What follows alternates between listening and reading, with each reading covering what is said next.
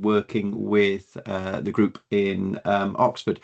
So really trying to look at how we are coding sort of infectious respiratory disease, especially with practices who are swabbing, because it's really useful for analysis so we can get an idea what the clinical picture is.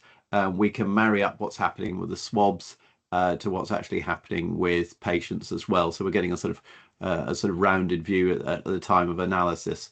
And we're in a time of really quite an early flu season this year.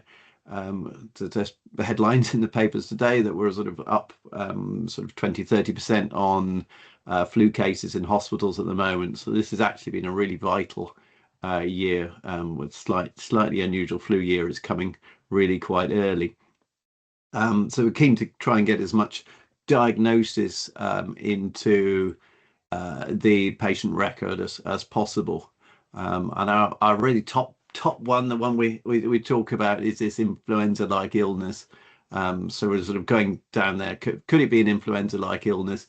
So we define that as, so we're seeing a high temperature, we're seeing a cough, and we've not got another more plausible cause for this on there. So it's quite general, but it's that sort of slightly toxic patient that's coming in there. We're interested in the next step is if it's not an influenza-like illness, are we seeing this exacerbation of asthma or COPD?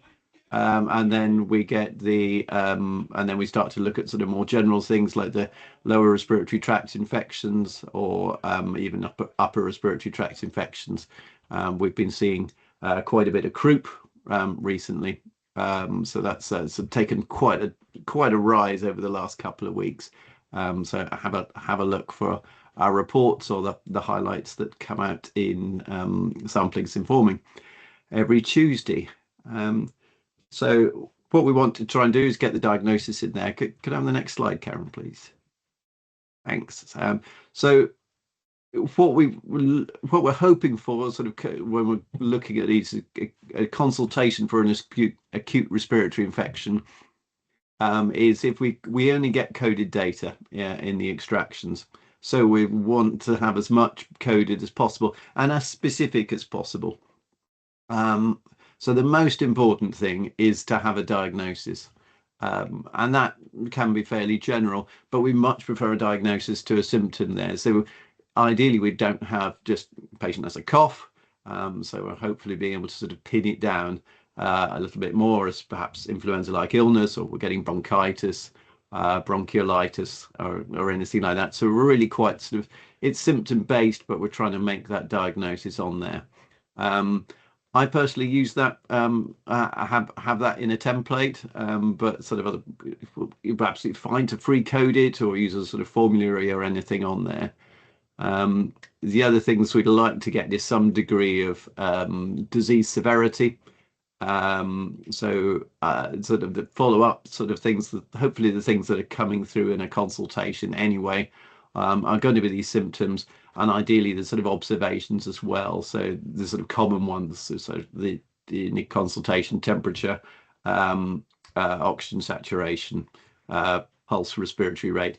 Having a look at the tonsils. I mean, we tend to be mostly interested in viral things here, but it's really useful to be able to see sort of bacterial infections as well. We were able to see really clear signal a sort of couple of years ago when we had more streptococcus coming through, and a little bit on chest examination as well.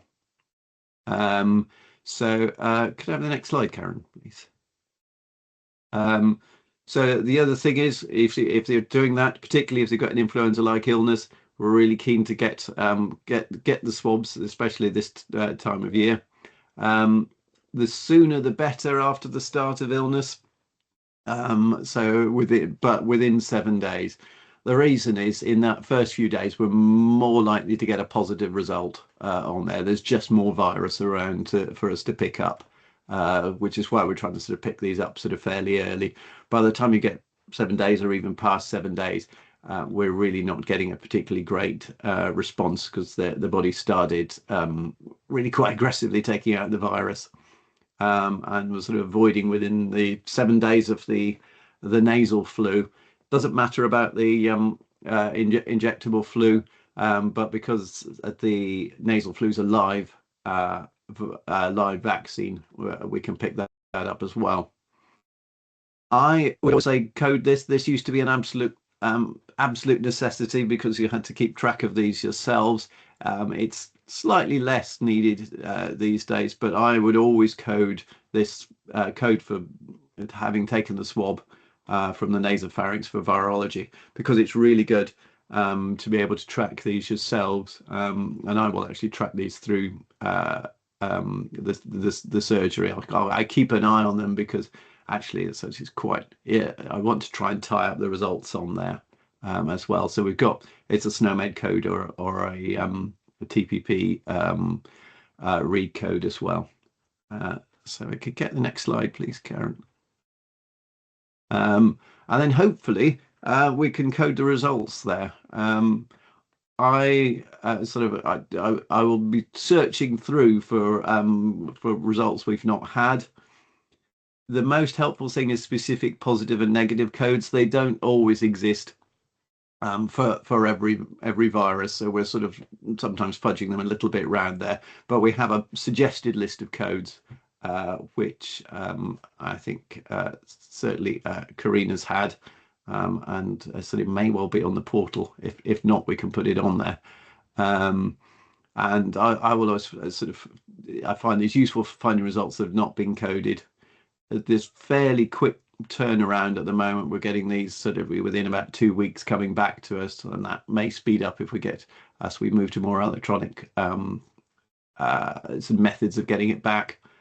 And I will always inform the patient or carer with the result. So I'll send a text message round there, generally with the feeling that they've been the one that have had a cotton wool swab go up their nose, and so they're as involved and worthy of being involved in this as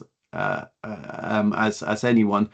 And quite often the patients are quite interested as well. Sort of particularly if it's been going around the family, it really is keeping patients on side as part of research and surveillance, because most of them are actually, say, they're quite interested on there. Can I get my final slide, Karen? Okay, so as say, trying to improve the rates in the practice. I'm in quite a big practice, so it is trying to keep the plate spinning, trying to keep the enthusiasm out there. Feedback to patients, I say, is vital. They are our partners in here. They have the unpleasant end of the swab. They need to be involved. Feeding back to swabbing clinicians.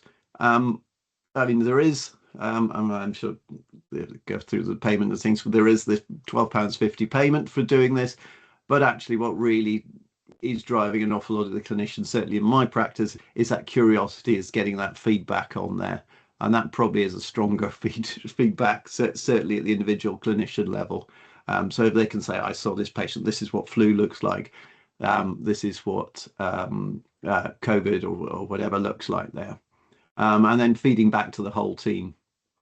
Having a process for processing results is important. As I have a standing search that I run once a week to look through for all the swabs that we've taken in the last month or so, and trying to look for the results coming back on there.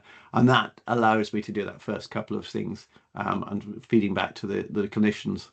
And just having that search in there to find things is probably the most important part for me, because we're keeping everyone motivated, and keeping the interest up, because there's a lot of professional curiosity around about getting these results back for patients as well.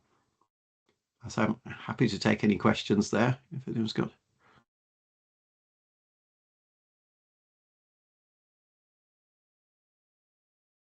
Sasha? Oh, hello. Thank you very much. That was very helpful. My question, which I don't know if you can answer or if someone from the RCGP can answer. I think I noticed the template you're using is observatory, And I think if it's possible for there to be a template that's an RCGP template for this type of swab, it would be really, really helpful for clinicians, because then if we're thinking of doing a swab, we can just open it up and make sure that the information you require is there and coded correctly. So I don't know if that's possible. And again, you know, I noticed you had the results as well. It means we're giving you the correct information. So if there's some way, because I think you can send us templates that we can upload into System 1. I mean, we've got Observatory as well. I mean, we can just use that, but it'd be nicer if it was the right template. Yeah. I mean, to be honest, I use the Observatory one. Sorry. It'd be a case of taking things off there. So because we've finished the Observatory now, there was a tab for doing sort of swabs in practice on there, and it's probably a case of deleting rather than putting anything on there. But so we've got the sort of the first tab should be pretty much everything you need in a consultation. I pretty much use that as my ARI consultation. And then there's a separate tab for the results on there as well, but swabbing and results. But yeah, so I can edit that and probably rename it because it would make it more relevant. I mean, is anyone able to do that? I can try and do it, but I'm not an IT person, I'm afraid. I don't know how easy that is to. It's on it. Yeah, I can do it on my end. And then say we can share it across TPP. So that'd be brilliant. Just search for it, download. Yeah. Brilliant. Thank you.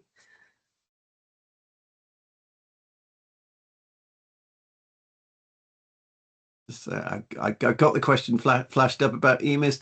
There is an EMIS Observatory template. I don't actually have EMIS, so it's slightly trickier to edit the things on there. But yeah, certainly we have a version, and it may require a tweak because we've got slightly more because we're reporting rhinovirus now, which has come in since we did that template. But yes, I mean there is an EMIS one. It may require a little tweak, but that's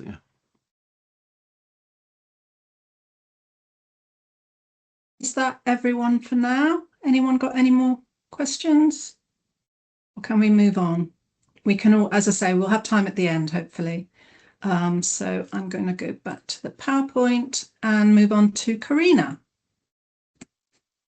The speakers. Thanks so much to general practice colleagues for joining us today, and really appreciate it, and especially to colleagues who have been meeting with me over recent months around agreeing targets and also learning about the new pathways we have for this winter. So there are significant changes to the virology pathways and capacity this financial year, and in particular impacting this winter season. And with serology, it's not a change to capacity. However, we have been asked by UKHSA to be more equitable across England in terms of the distribution of samples. That is the same for virology. Sorry, Karen. Yep, that's the right slide. Thanks, Karen. So just to confirm as well, this surveillance sampling service is commissioned by UKHSA. It is contracted to RCGP and then subcontracted to the University of Oxford, and it's delivered through the Oxford RCGP Research and Surveillance Centre, just in terms of the three organisations that are involved in that partnership. So just overall for the scope of serology across the 12-month period, this April to March next year, for 18-year-olds and above, 1,000 per month capacity. So that's the limitation of our financial envelope and laboratory capacity as well. And the payments to practices, those values are on the slide as well. That 18-year-olds and above is split into two age categories, 18 to 64 and 65 and above. We are fully subscribed for adult serology currently, so we're not able to add practices to that pathway this financial year. However, for under 18-year-olds, we are undersubscribed, so we will take any volume that practices are able to provide. Serology is opportunistic, it's verbal consent there are no test results that are shared to the patient or practice. UKHSA are testing those samples around respiratory illness and vaccine efficacy.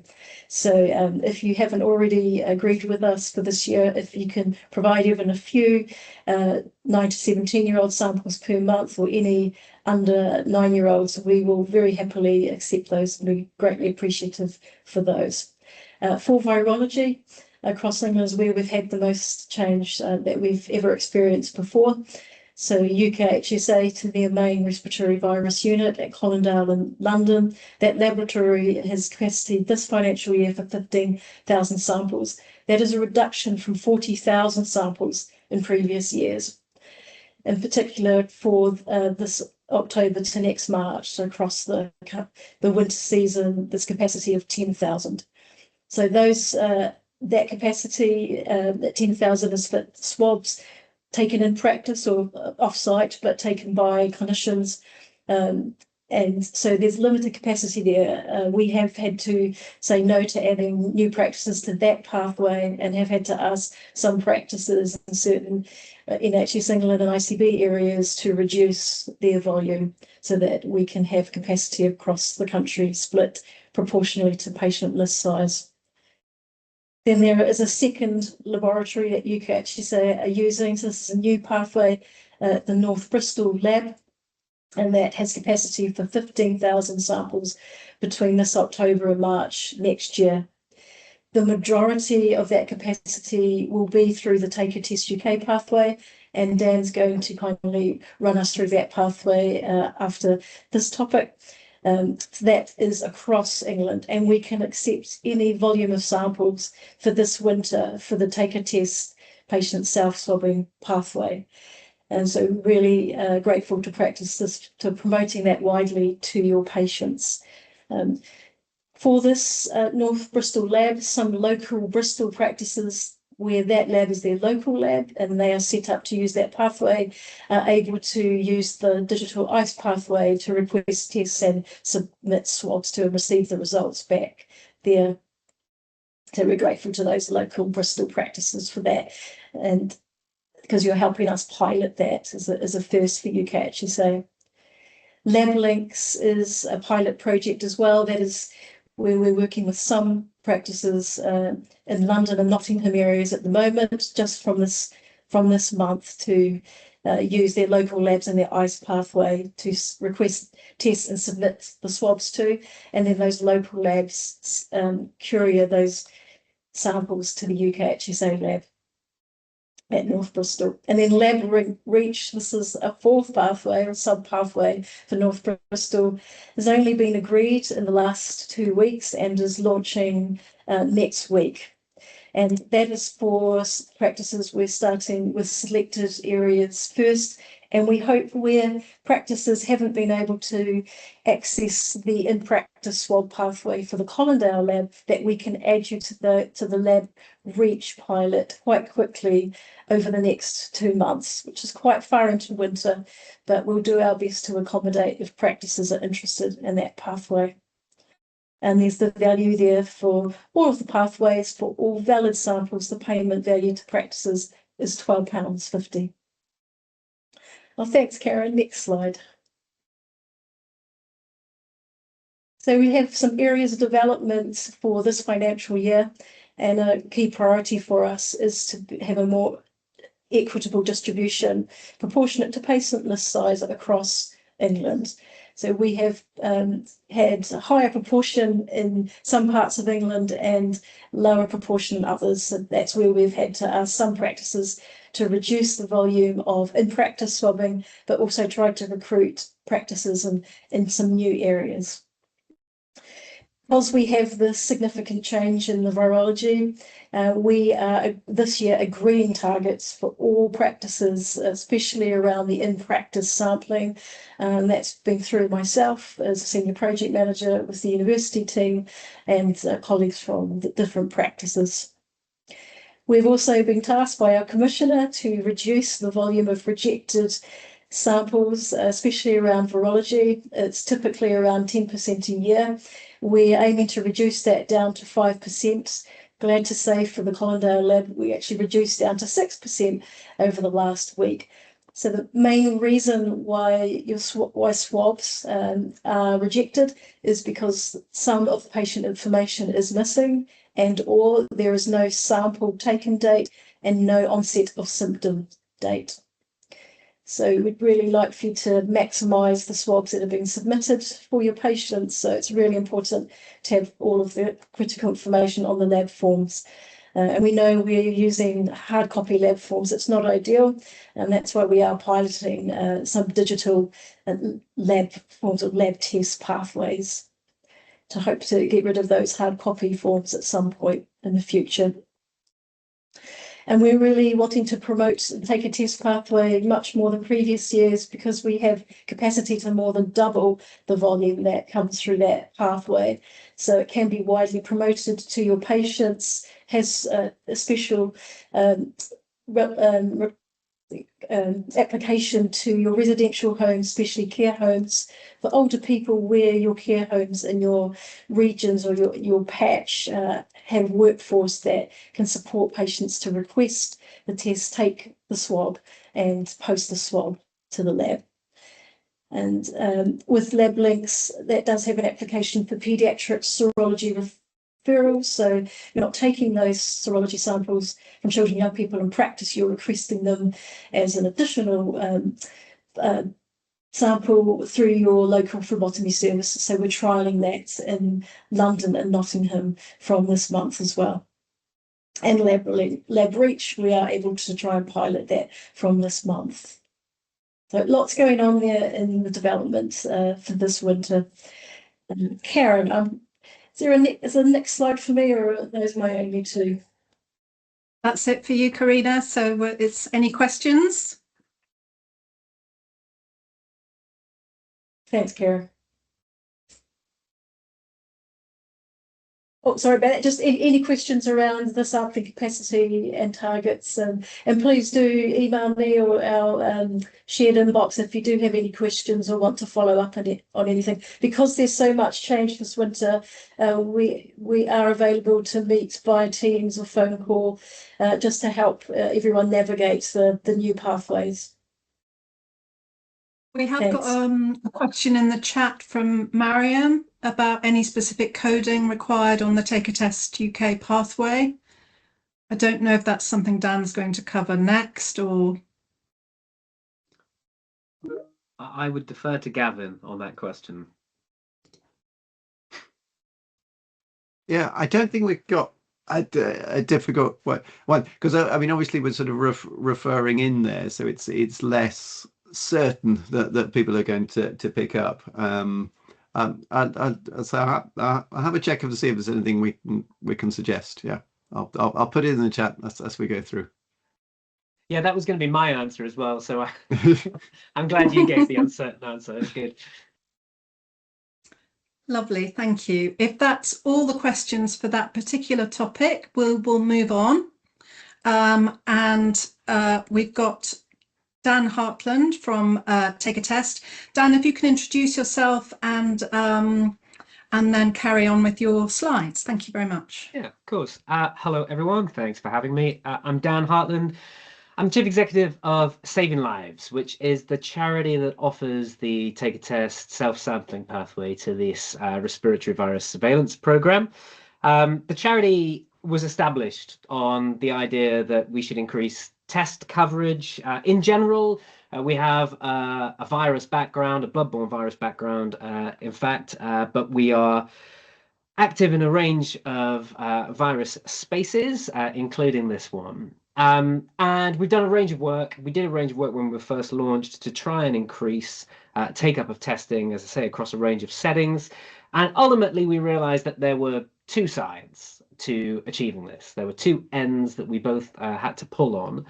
And that is obviously enough, the patient end and the clinical end. And at the patient end, what we realized was that, of course, it was convenience and responsiveness, which were the key drivers to take up.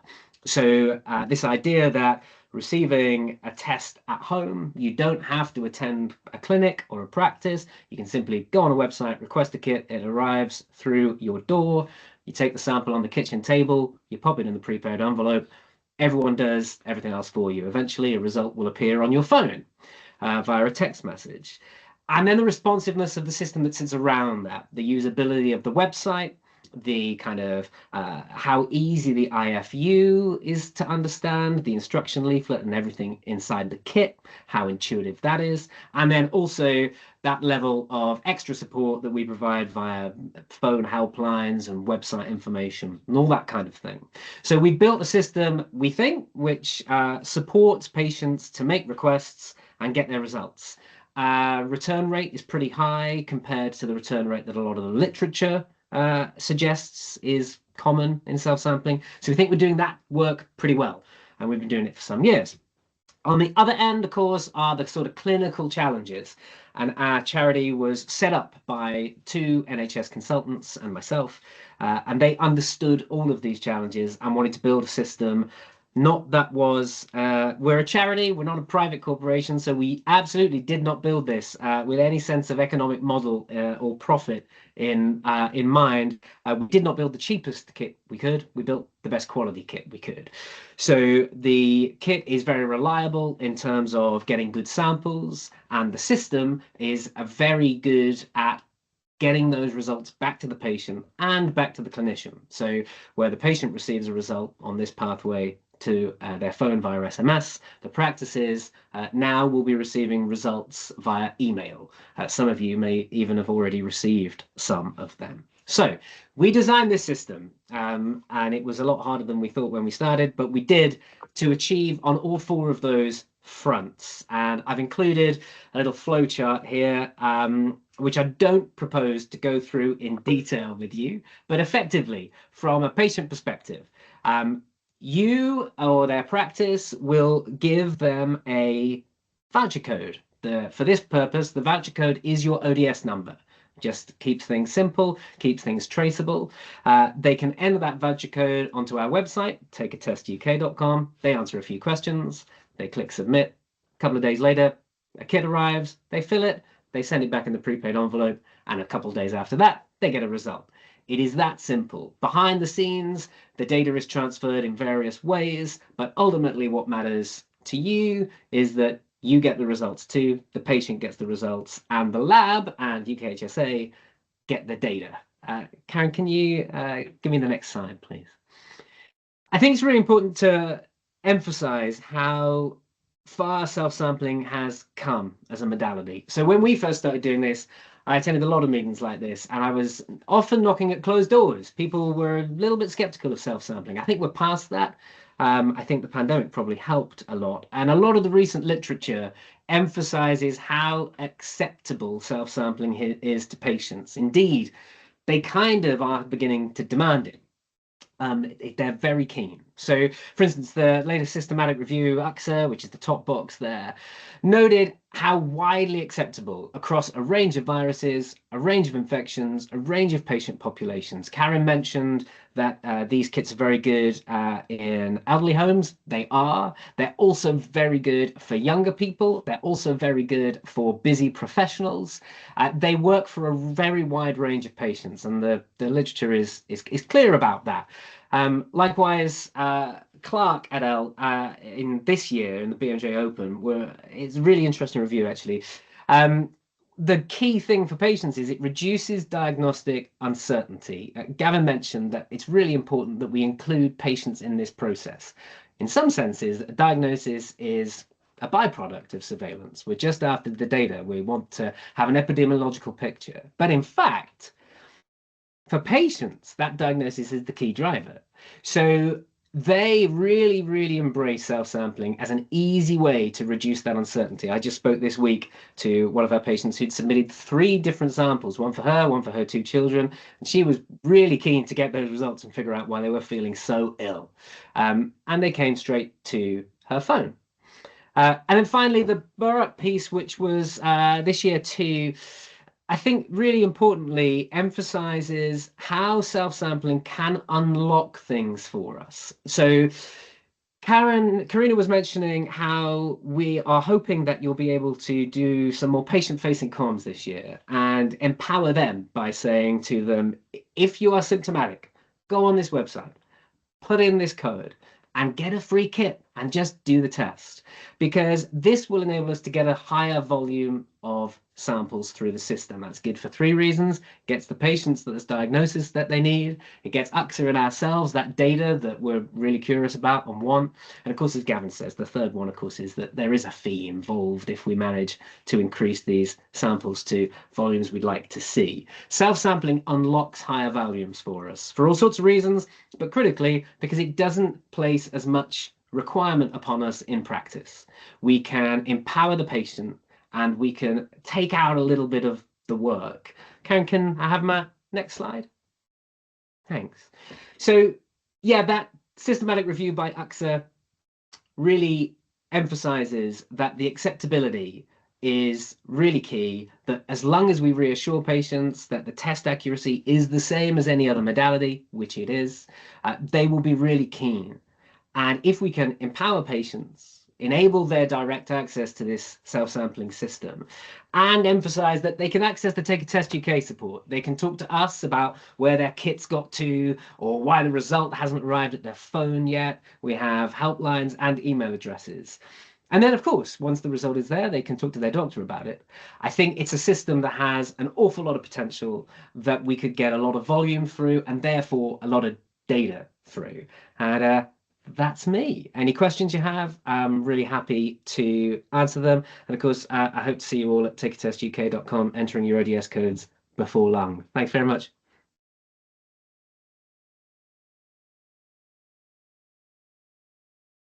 Any questions for Dan or anyone else? You obviously explained it very well, Dan. Well, that's a relief, isn't it? I suppose it would have been awkward if I hadn't. Thanks, everyone. Appreciate it. Right, and apologies for Karina and I having almost the same name. We do different things. Okay, so we're going to move on to Elia now, who's going to talk about ordering kits and payments. So just reminders for you. If I might just interject quickly, we have actually had a couple come through for Dan, if we have a chance to do great. that. Sorry, yeah, I can. Great. Yeah, no problem. I can answer both of those. So Jenny, the question about what happens to the data, several things happen to the data. So I was focusing on what it looks like from the front end, from the patient perspective. Behind the scenes, the data is heading in various directions on a need to have basis. Yes, we retain it, which is fully secure, as you would imagine. It's also outputted to RCGP colleagues, it's outputted to AXA colleagues, and of course, on a patient-by-patient basis to the commissioning practices. So the data is available in a range of formats, but we keep it, and it sort of sits on our servers, if you like, as a kind of last resort. Everyone can come and query us whenever they need to. And then the second question is about how these kits are sent in the post. You're absolutely right. The postal service can be a little slow, so we use not just first class, but we use track 24. So our packages are tracked, they're completely traceable, and they are, in theory, guaranteed for 24-hour delivery. I say in theory only because I do not wish to be held responsible for Royal Mail. But yes, they should go out and be delivered very quickly indeed. Thanks very much for pointing the chat out, Jess. Anyone else? Otherwise, we will move on to Elia, who's going to talk about ordering and payments. Yes, thank you, Karen. Good afternoon, everyone. For those that haven't met me before, my name is Elia, and I'm a practice liaison officer and research facilitator, part of the PLO team, practice liaison team. So myself and Dave are the main point of contact for your administrative needs. And I'll explain more on kits order and payment process. So first, I'll start with an overview of our new kits ordering process. So to help make things smoother and more consistent for our practices, we have moved away from ad hoc requests and now use a more streamlined process bulk ordering process for practices. The aim is to provide enough kits so it can last around 2 until 3 months, depending on your sampling target that has been agreed as well, and your storage capacity. This helps ensure that practices are well stocked without needing to place frequent repeat orders and reduce the administrative needs. Our current turnaround time is typically 1 working week from order to delivery. So is anyone needing more kits, please, just in case, let's say there is an error or something like that, but hopefully not. That will be like the turnaround time for kits ordering. For those involved in the Tech-Attest UK pathways, kits are ordered directly by patients. So it will be ordered through the techattestuk.com, but we also hope that the on-site kits will be available for practices by 2026.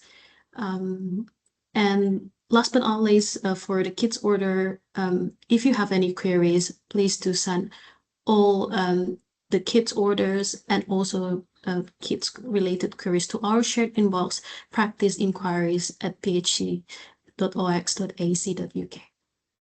Next slides, please, Carrie. Moving to the payments process. We have also introduced a more streamlined payment process for our practices, where payments are made for valid samples only and based on UKHSA data that we received from the lab. And we will not pay for rejected samples. Practices do not need to raise any invoice for this new payment process. So for surveillance, we have moved on from invoice submission process. So please do not send us any type of invoice anymore. However, for research study, let's say observatory study, it will be a separate case where we have asked our practices to submit an invoice. So please liaise accordingly with your research study assigned PLO. But if you're not sure who would that be, then please drop us an email. Payments are made quarterly in arrears starting from April up to until March. And our aim is to make payments around 1 month after each quarter closes. And once reconciliation process with the UKHS is complete, practices will receive the payment along with the remittance email from the University of Oxford, where we provide the payments figure and also details for which quarter it will be. So inside of the remittance that will be sent, you can see, is it for virology or for serology, and for which payment quarter it will be. And finally, for any payment-related queries, please also feel free to drop us an email at the RSC practice payments at phc.ox.ac.uk. Thank you. Thank you very much, Elia. Any questions from anyone?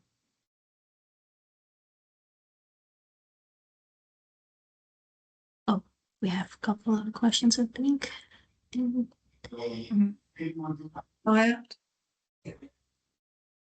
Yes, if patient happy to pick up the kit from surgery, we can give, right? I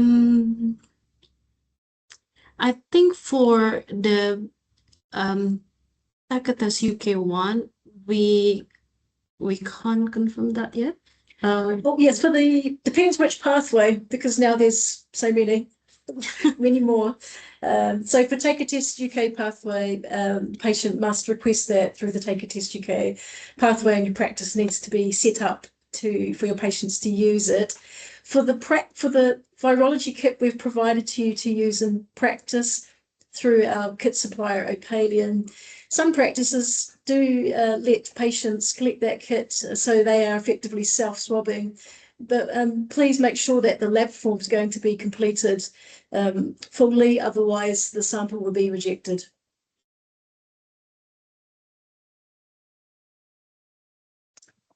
Anyone else?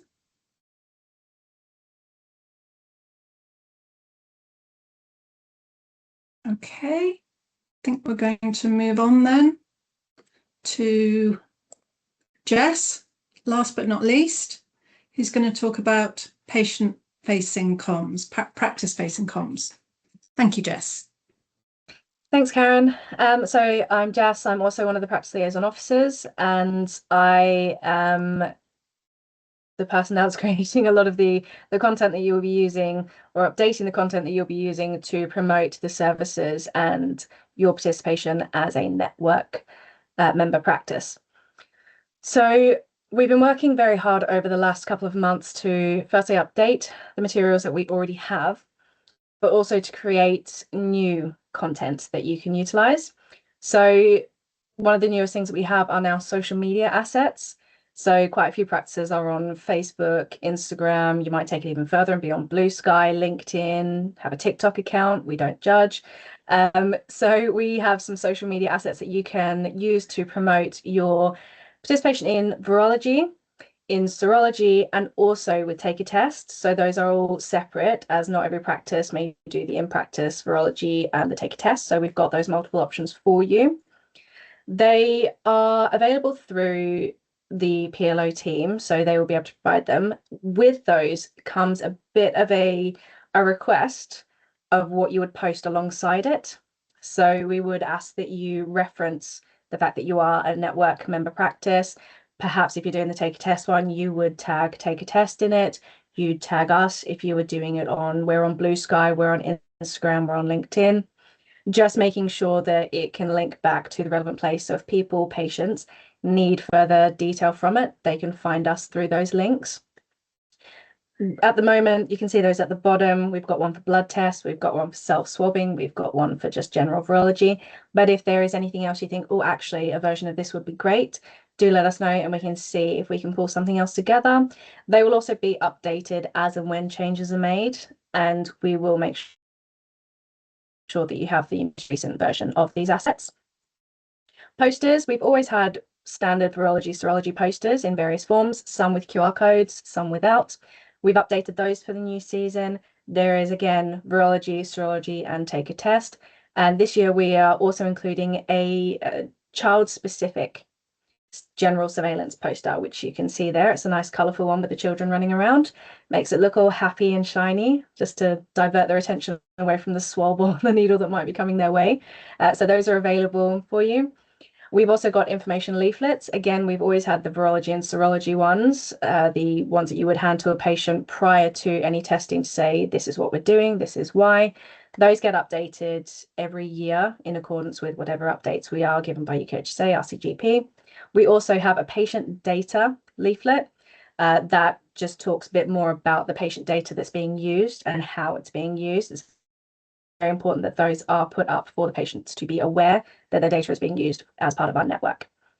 We are also working on some presentations that can be used in waiting rooms to advertise these services. They will be made available once they have been fully vetted and are ready for public consumption. So these resources can be found in a number of places. Firstly, they're on our website, so our ORCID website. Under our surveillance page and under our information for patients page, you can follow the links through and find posters, information leaflets, our updated commissioning letter, which we do recommend everyone reads through and uses as a bit of a guide for what you're doing. There's also the hub, which is being worked on at the moment. Some of you might be aware, some of you might not. It is going to be a great housing place for everything you need to carry out this work. You can find them through there. And then finally, through the practice liaison team. So if you are struggling to find anything on the website, it might not match exactly what you were looking for. For example, I had a practice send me something the other day that they've worked on internally. It's a triage list. They've asked if we can put that into something prettier, is what they said. So I'll be working on that in the background. If there's anything like that you think of, do just drop us an email. If there's an issue with the hub, anything like that, let us know and we can provide these assets for you by email. It's just important to make sure that you are keeping up to date with it. If you think, well, this might be out of date, do let us know so we can make sure that you are working with the most current version. And those are your practice patient-facing comms. Obviously, we have a lot for the practices themselves. So anything behind the scenes, our director's message, our samplings informing, all have the important updates that you would need to be part of our network and the direct comms that will be sent to you by Dave and Elia, for example, or by Karina. If you have any questions about any of that, again, you've got the Practice Inquiries email account that you can contact. Any questions around, oh, what's the website? Apologies, people. I will put a link to our ORCID website if it hasn't already. Karina's on top of it. There you go. So that's, yeah, the surveillance and the information for patients page. Those are where you'll find your resources. Oh, I'm glad those resources are very useful. Thank you. We hope so, and hope they're well received by the patients as well. I'm going to move on to the final slide, which is just to ask if there are any further questions. We've got a few minutes left. Remind you of the email address to contact us with any questions after this webinar, and we can send the slides through to everyone that attended today. Anyone got any more questions? I know some people couldn't get here till quite late, so I'm sorry about that, but you will get the slides at least. Great. Well, thank you, everyone. Thank you, everyone, for attending. Thank you to the panel. Yes, we'll see you for the next one.